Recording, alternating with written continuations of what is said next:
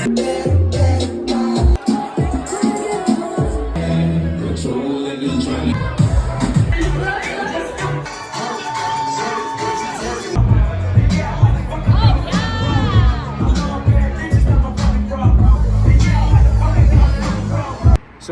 what you just saw are the snippets of what I experienced over the past 2 years in Toronto nightlife. And I went from not knowing anyone in the city of Toronto to throwing the wildest parties with influencers, millionaires, and beautiful women. And here's my story. So around 2 years ago, a little bit more than 2 years ago, I moved to Toronto from Halifax, and I didn't know anyone. I just came here by myself. And one of the things I wanted to try was nightlife, because I was living in this coastal city in Canada called Halifax. And Halifax, don't get me wrong, it's a beautiful city, beautiful scenery, and beautiful people. But in terms of entertainment and nightlife, it's definitely lacking. Just not many nightclubs and bars for people to choose from, and it was quite boring in that sense. Also, I was always in back-to-back relationships, so I really went out enjoying the single party life.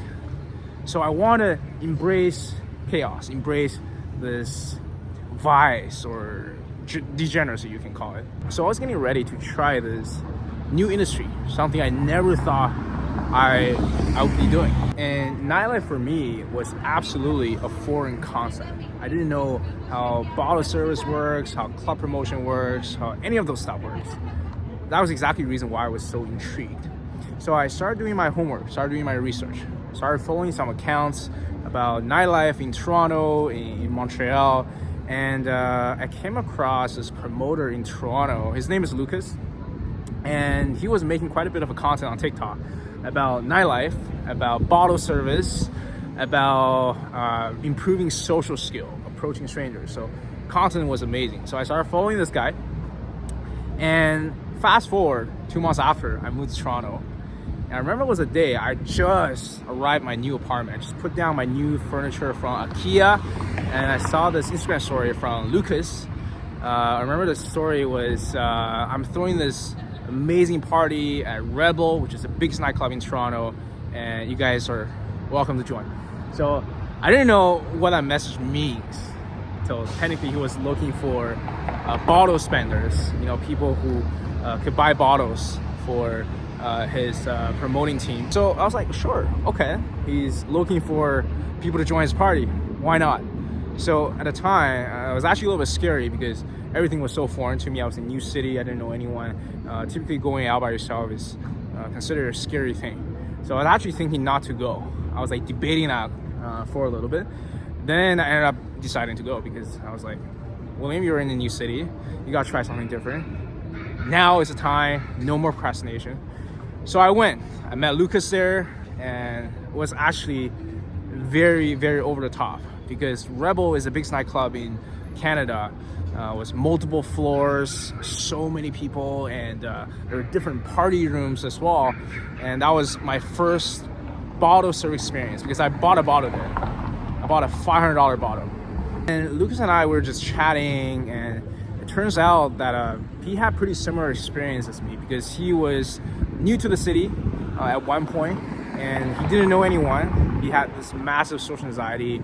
He couldn't talk to strangers, so he started taking out more actions, going out every single day, going to nightclubs and bars, talking to as many people as he could, and then he ended up becoming this club promoter, knowing a lot of people, so many beautiful women, influencers, millionaires. So his story was very inspiring to me, and I wanted to do the same thing, right? Because he was such a cool guy, right? In this amazing social life and social circle, and I wanted to live the same life. So he was telling me, William, if you want to do this, I'll give you this opportunity. You just have to do one thing. Bring 5, sorry, this bus passing by. So he was saying, William, I'm gonna give you this challenge. If you want to be a club promoter, you want to live the same life, bring 5 attractive girls to my party at any given week. If you can hit that quota, if you hit that benchmark, you can join my promoting team, you can join my social circle.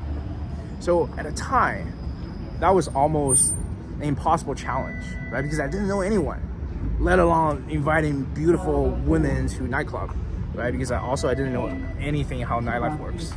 So I took the challenge very seriously, and I got to actions right away. I started going out as well, going out at least twice a week, different bars and clubs in Toronto, talking to everyone, guys, girls, and just because I was taking actions very consistently, my social skill, my confidence improved drastically.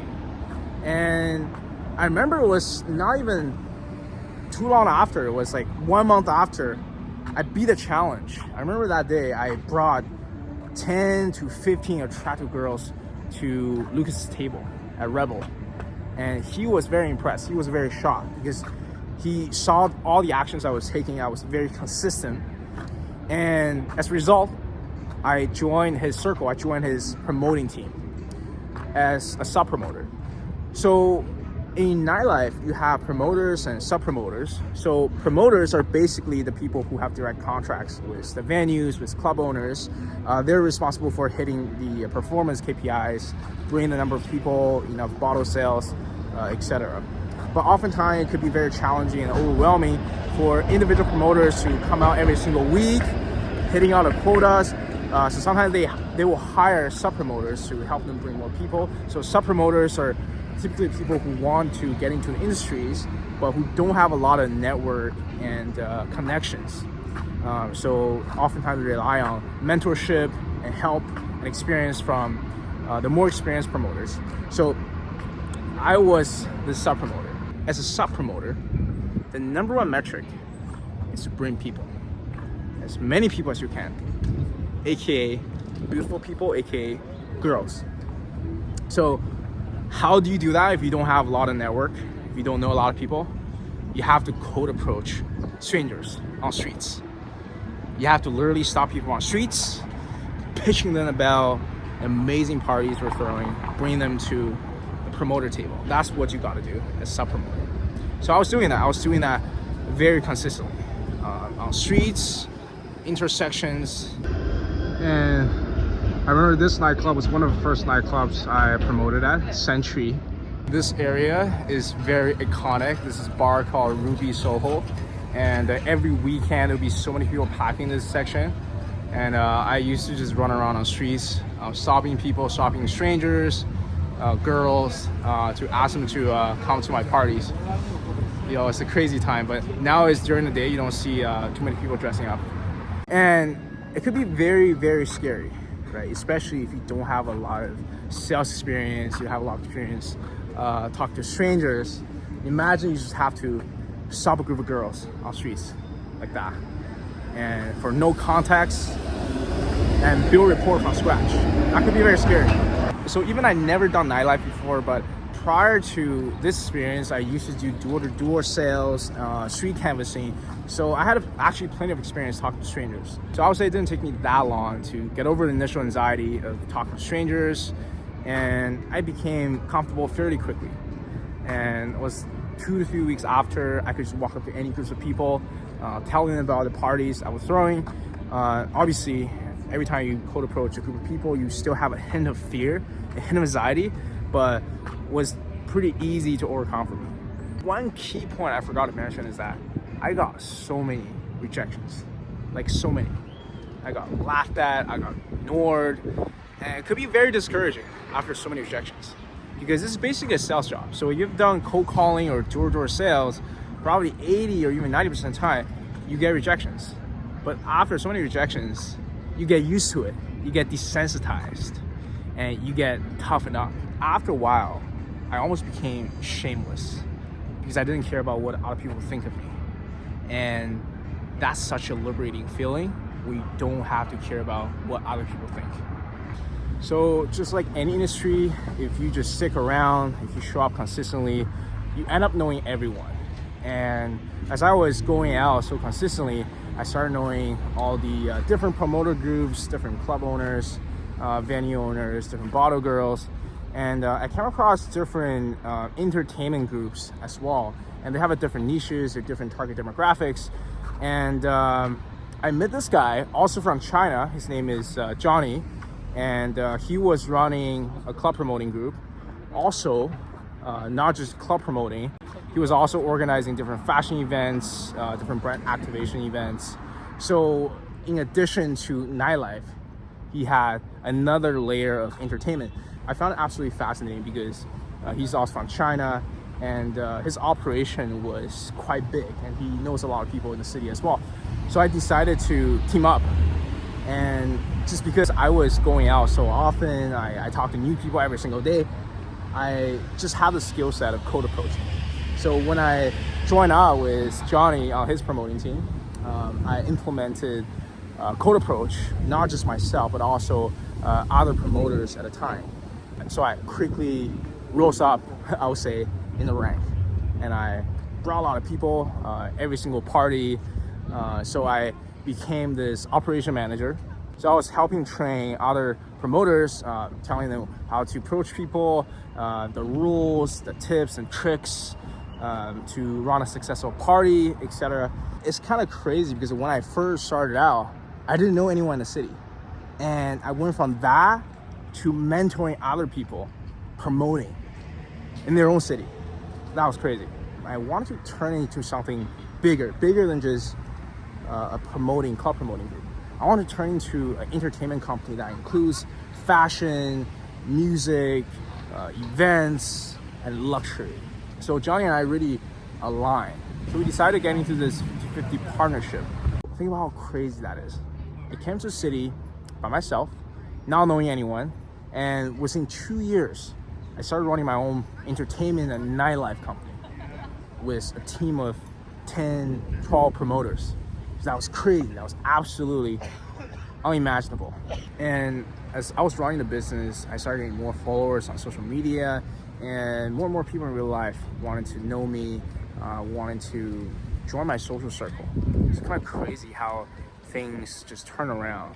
If you are perceived as someone who knows everyone, then more people want to know you. So it has a snowballing effect. So in total, I ran the business for a year until a few months ago, I decided to leave the industry for good. And why? What are the reasons that made me decide to leave the industry? I'll explain in the following videos. But this is for today's video, and thanks for watching, and thanks for following along. Hopefully you find some inspiration. I do think for anyone who is feeling stuck in life, right, who is stuck at this typical social norm, going to work, going back from work, just living a normal life, I do encourage you to try something different, like club promoting, bartending, or something different like acting, singing, and that will give you more perspective, like give you more wisdom. So oftentimes we feel like we have so many unrealized potentials. What if I could become an actor, a singer, an artist, right? And by trying these different things, you actually know if you like them or not just the idea of becoming those potential personas, but actually living through those potential life paths. So you live with no regrets, and all it takes just a little bit of courage and action taking. All right, thanks for watching this today's video, and I'll see you in the next one. Cheers.